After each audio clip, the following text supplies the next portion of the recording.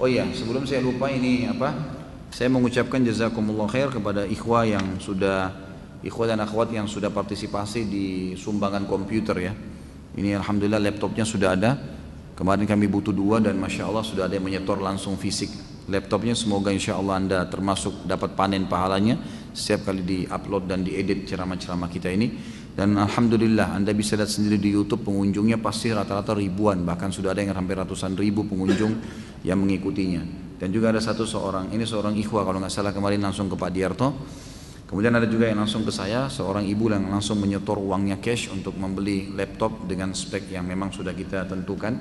Kemarin memang ada spek yang diberikan oleh Pak Diarto, kurang lebih harganya sekitar 11.400.000-an ya, nggak salah harganya itu. Di sini ada speknya dan alhamdulillah sudah ada lah ya, istilahnya sudah ada. Dan alhamdulillah berita gembira bagi yang sudah menyumbang. Ustadz, apa program infak sosial dari Ustadz yang berikutnya? Kemarin sudah saya jelaskan masalah laptop dan sekarang untuk kegiatan dakwah sementara saya dan Akhdiarto sudah terpenuhi. Alhamdulillah dan jazakumullah khair.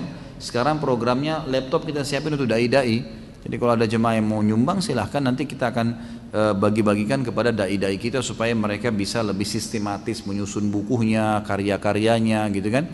Jadi kita coba carikan yang spek-spek yang bagus juga, ya, yang insya Allah layak lah untuk Ustadz. Karena selama ini Ustadz ini selalu dianggap remeh gitu ya.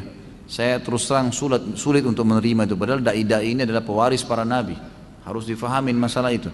Saya subhanallah awal saya balik dari Madinah sekitar tahun 98, tahun 99, tahun 2000 saya pernah ke Jakarta. Tahun 2000, 2001 kalau waktu itu saya ke Jakarta, masih tinggal di Makassar. Kemudian saya mendatangi, ada salah satu kenalan ayah saya, masih ada hubungan kerabat tapi jauh. Beliau memang direktur satu perusahaan besar gitu di Jakarta, saya nggak usah sebutin. Kemudian waktu itu pertama kali HP ada, HP-nya masih HP yang besar-besar, mahal-mahal HP-nya gitu kan. Ada juga jenis HP yang keluar yang murah. Kemudian saya datang, saya kebetulan waktu itu memang rencana mau beli HP ke Jakarta gitu kan. Kemudian saya mampir ke kantornya, lalu dia tanya, Khalid, ada pakai HP? Saya bilang, saya rencana memang baru mau beli, alhamdulillah ada uangnya gitu. Terus dia bilang, biar saya yang beliin udah. Oh, silahkan, kalau mau dibeliin silahkan, mau cari pahala, fadhal gitu kan. Dia nggak ada masalah.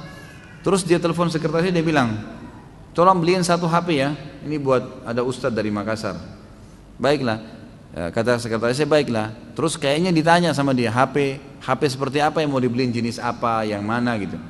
Terus bahasanya dia nggak enak waktu itu. Dia sempat bilang, ya HP-nya ustadz lah yang bagaimana gitu. Maksudnya yang HP biasa saja gitu. Wah ini nggak enak nih. Mentang-mentang ustadz nggak apa-apa, asal jadi saja. Ini pewaris para nabi diginiin gimana? Tersinggung saya ini. Padahal satu alim, satu dai itu bisa menyabarkan 1000 orang miskin. Satu dai itu bisa memotivasi 1 juta mujahid berperang. Itu luar biasa seorang alim itu bobotnya. Sampai kata Nabi SAW, Allah kalau mau angkat ilmu agama ini, Allah nggak angkat begitu saja, tapi Allah matikan para ulama. Begitu mati hilang sama ilmunya, habis. Manusia jadi sesat kalau mereka nggak ada. Dari mana mau tahu ini? Kedudukannya luar biasa. Saya bilang udah terima kasih, nggak usah. Alhamdulillah saya bisa beli. Udah saya pergi. Semenjak itu subhanallah saya buat program untuk menunjukkan kalau dai juga mampu, gitu kan. Saya selalu tunjukkan begitu, selalu coba berusaha, kembangkan apa supaya jangan dianggap remeh dai-dai ini. Mestinya begitu, Allahu a'lam. Itu program. Jadi kita mau coba ya bagaimana dai-dai ini ditingkatkan level mereka dari sisi ekonomi dan luar biasa. Saya kemarin semalam kedatangan beberapa ikhwah yang sempat diskusi sama saya di Ajwad di restoran. Lalu saya berikan saran-saran. Saya bilang program saya sekarang, saya mau bagaimana dai-dai ini betul-betul ada Islamic Center mereka. Semua dai-dai yang kompeten, yang luar biasa kapabilitas ilmunya mereka bagus. Mereka memang dai-dai yang kompeten lah di bidangnya. Memang ahlinya di ilmu hadis, di ilmu dakwah, di ilmu akidah. Kita keroyokin buatin Islamic Center, mereka nanti di situ tinggal.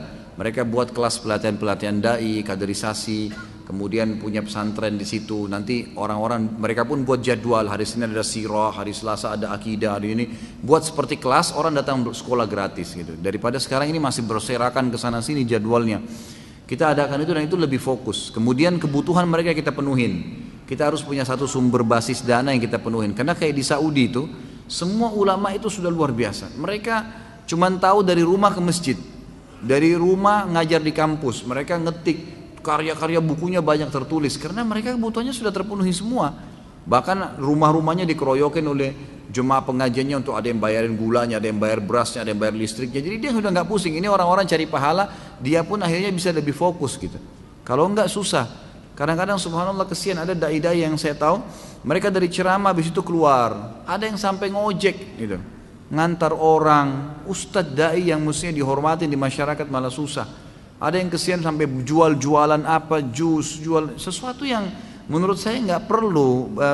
Ilmunya lebih baik, lebih mahal daripada itu ya. Nah ini hal-hal mendasar ini yang saya inginkan. Jadi mungkin kita buat program-program untuk dai. Makanya ada pengadaan motor. Kedepannya insya Allah saya akan adakan pengadaan mobil buat dai-dai. Kemudian juga ada pengadaan tempat tinggal. Saya bahkan punya ide kemarin untuk mengadakan properti satu komplek perumahan khusus untuk ustadz-ustadz. Jadi kalau dibutuhkan nanti mau cari ustadz siapa sudah di komplek itu gitu kan. Bahkan ustadznya bisa jadwalnya ganti-gantian di masjid itu ngajar. Orang sudah bisa datang. Maka bisa lebih terkumpul lah di satu tempat ya. Bukan seperti itu. Kalau yang terdekat juga ada kurban ya. Kurban ini dengan kambing ada, dengan sapi ada. Kambing itu dengan 2 juta rupiah dan sapi itu dengan 10 juta rupiah. Ini yang terakhir.